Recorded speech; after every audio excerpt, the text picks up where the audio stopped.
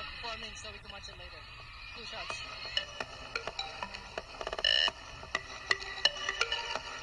Pilot namin kanina while I was performing kasi ako nag-perform.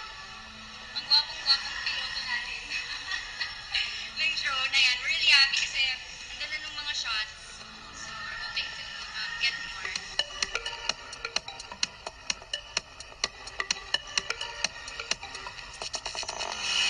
Hi guys, I'm giving you tips on how to use your drone. First, make sure that the area you're flying your drone in is wide and clear. Kasi hindi siya pwedeng tumama sa kahit ano, sa cables or anything. Kasi either it's gonna break or you're gonna get into an accident or something.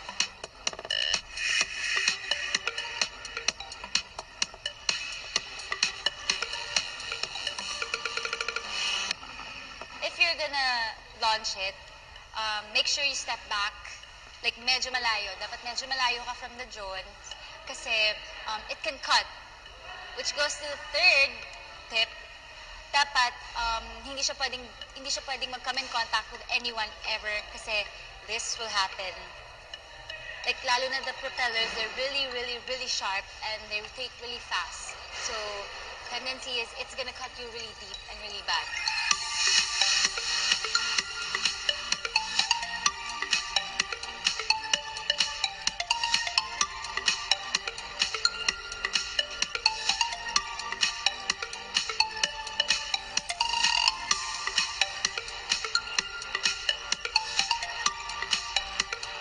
Fourth, don't ever let the kids get in control of the drone.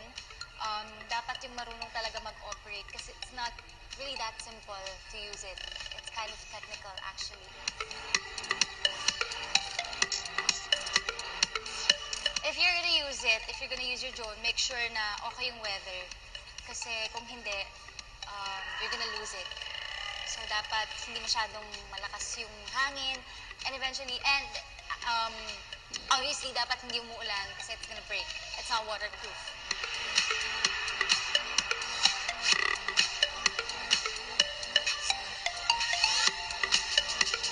Lastly, make sure that the area you're flying your drone in is a safe fly zone.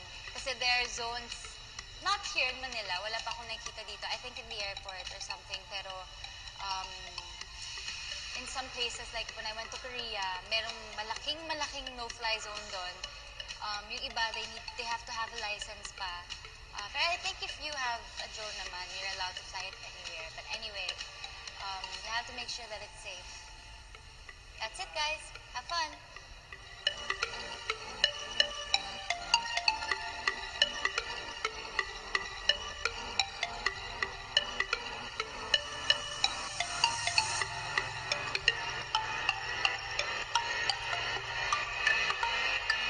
You guys want more?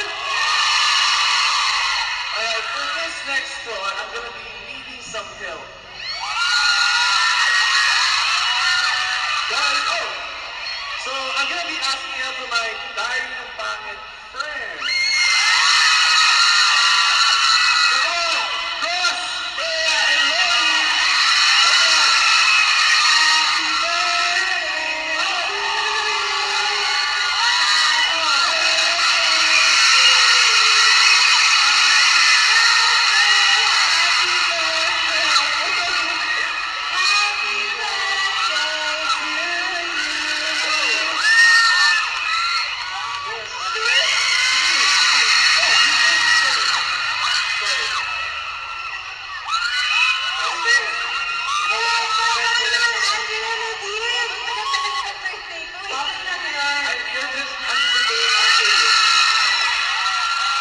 Alright, this next game is gonna be boys versus girls.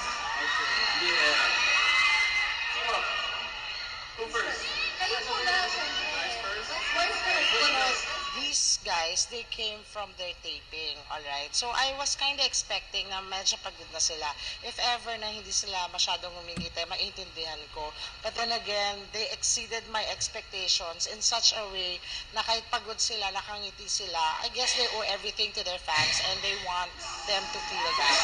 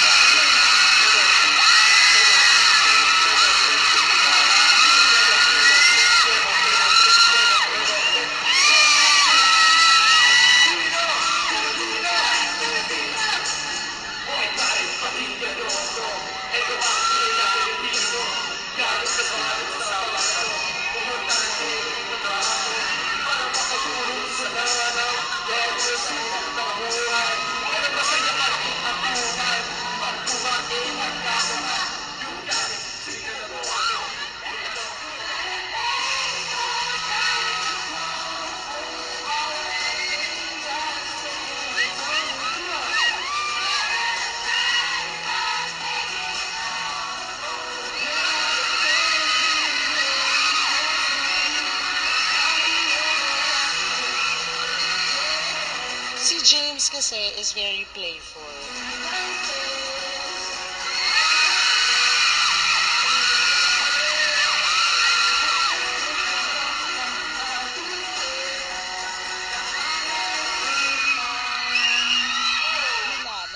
akala kasi seryoso eh, di ba? Akala nila yung nakikita nila sa On the Wings of Love na medyo serious, but he's very playful. With Nadine naman, she always smiles. Kasi nung una, bago ko naging fan, I thought na medyo may pagkasnabera siya.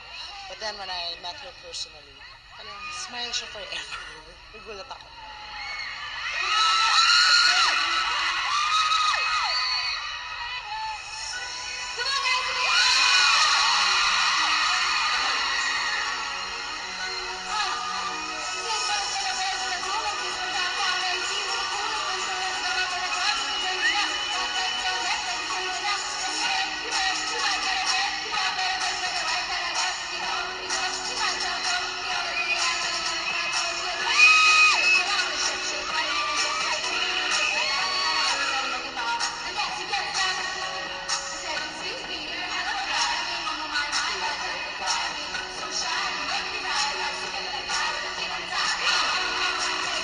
Because they're already superstars, I think akala ko nung umpisa meron silang mga diva demands. But they're so nice, they're so humble. Tipong kung ano yung kinakain ng ibang tao, yun na lang din sa kanila.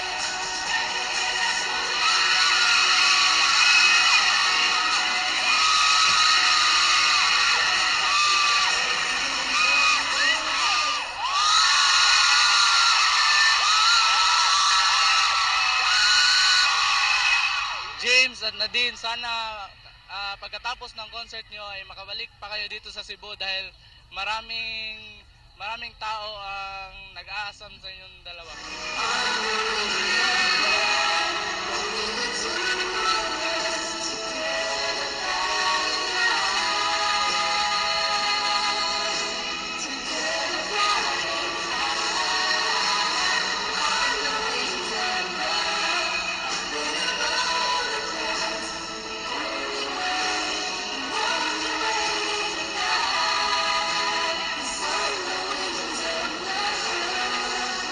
My most favorite would definitely be the On the Wings of Love, yung kinanta nila.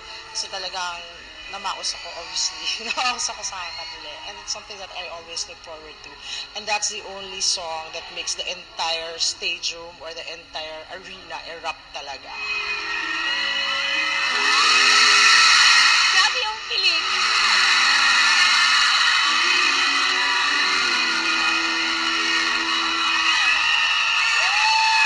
Fan ako ng Jaden kasi ang galing-galing po nila at nakakakilig po yung tandem nila.